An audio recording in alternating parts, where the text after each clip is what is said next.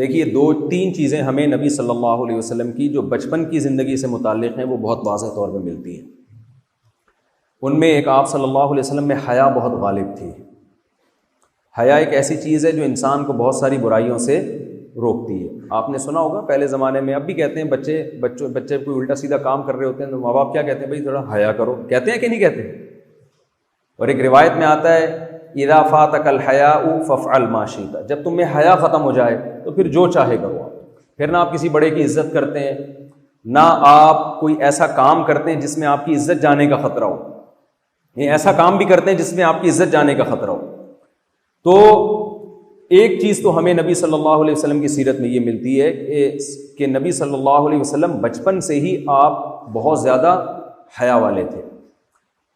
2 quality آپ کی بچپن سے ہی جو عرب میں مشہور تھیں، ایک صادق ہونا، ایک امین ہونا. آپ صلی اللہ علیہ وسلم کی زبان پر بچپن میں بھی کبھی جھوٹ نہیں آیا ہے. آپ نے دیکھا آج بعض دفعہ ماں باپ اپنے بچوں کو جھوٹ سکھا رہے ہوتے ہیں. یہ کہہ دینا ٹیچر سے چھٹی کیوں کی؟ جی دادی کا انتقال ہو گیا تھا.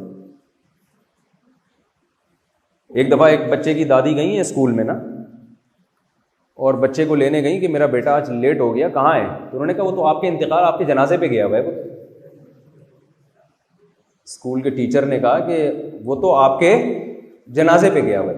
تو والدین بچوں کو بتا رہے ہوتے ہیں کہ چھٹی کر لو، اسکول میں یہ کہہ دینا یہ ہو گیا تھا. تو وہ بچپن سے کیا سکھا رہے ہیں؟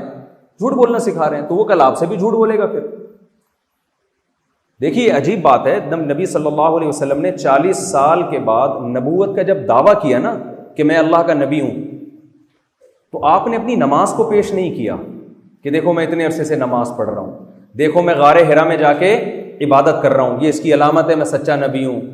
نہ یہ چیزیں پیش نہیں کی ہیں، بلکہ آپ نے فرمایا کہ بتاؤ کیا تم نے زندگی میں میری زبان سے کبھی جھوٹ سنا ہے کیا؟ سمجھ میں آ رہی ہے بات؟ کیریکٹر کو پیش کیا ہے. کیریکٹر، کبھی خیانت دیکھی؟ کبھی میری زبان سے زندگی میں جھوٹ نکلا ہو، خیانت کی ہو، قوم کے ساتھ خیانت کی؟ کیونکہ جو لالچی ہوتا ہے، جھوٹا ہوتا ہے، اس میں 2 چیزیں سب سے زیادہ، وہ خائن ہوگا، جو 2 نمبر آدمی ہوتا ہے نا، وہ جھوٹ نہیں، وہ کبھی سچ نہیں بولتا. جہاں اس کا مفاد نظر آئے گا اپنی زبان وہ بدل دے گا. تو نبی صلی اللہ علیہ وسلم نے کیریکٹر پیش کیا. بلکہ میں عجیب بات آپ کو بتاؤں کہ قرآن میں جہاں کچھ غیر مسلموں کی اچھی کوالٹیز بیان کی گئی ہیں نا، قرآن میں بعض آیتیں ایسی جن میں عیسائیوں کی تعریف کی اللہ تعالیٰ نے، ان میں بھی ان کے کیریکٹر کی تعریف کی ہے. وَمِنْهُمْ مَنْ إِنْ تَأْمَنْهُ بِدِينَارٍ لَا يُؤَدِّهِ إِلَيْكَ إِلَّا مَا دُمْتَ عَلَيْهِ قَائِمًا وَمِنْهُمْ مَنْ إِنْ تَأْمَنْهُ بِقِنْطَارٍ يُؤَدِّهِ إِلَيْكَ. اللہ فرماتے ہیں ان اہل کتاب میں، یہود و نصارہ میں کچھ ایسے لوگ ہیں کہ اگر 1 دینار تھوڑا سا آپ نے ان کو 1 درہم بھی اگر دے دیا، تھوڑی سی رقم بھی دے دی، آپ ان سے واپس نہیں لے سکتے جب تک اس کے سر پہ جا کے کھڑے نہ ہو جائیں. مالی معاملات میں 2 نمبری کریں گے. لیکن قرآن کہہ رہے ہیں ان اہل کتاب میں، عیسائیوں میں، یہودیوں میں کچھ ایسے لوگ بھی ہیں کہ آپ سونے کا پہاڑ بھی اگر بطور امانت رکھوا دیں ان کے پاس تو یہ پورا آپ کو اسی طرح لوٹائیں گے جس طرح آپ نے ان کے پاس رکھوایا تھا. تو قرآن کیریکٹر کو بیس بنا رہا ہے، بیس ہے، بنیاد ہے انسان کے اچھے اور برے ہونے کی.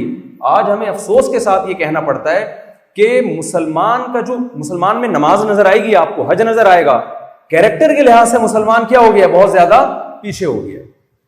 کیریکٹر میں 2 چیزیں آتی ہیں، ایک خیانت نہیں کرنی کسی کے ساتھ، آپ نے 2 نمبری نہیں کرنی ہے.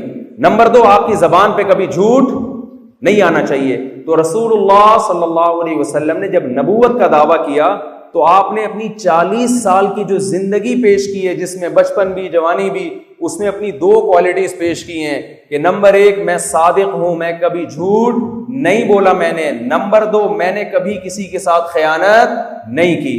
تو یہ کوالٹیز ہمیں اپنے اندر پیدا کرنے کی بہت زیادہ ضرورت ہے.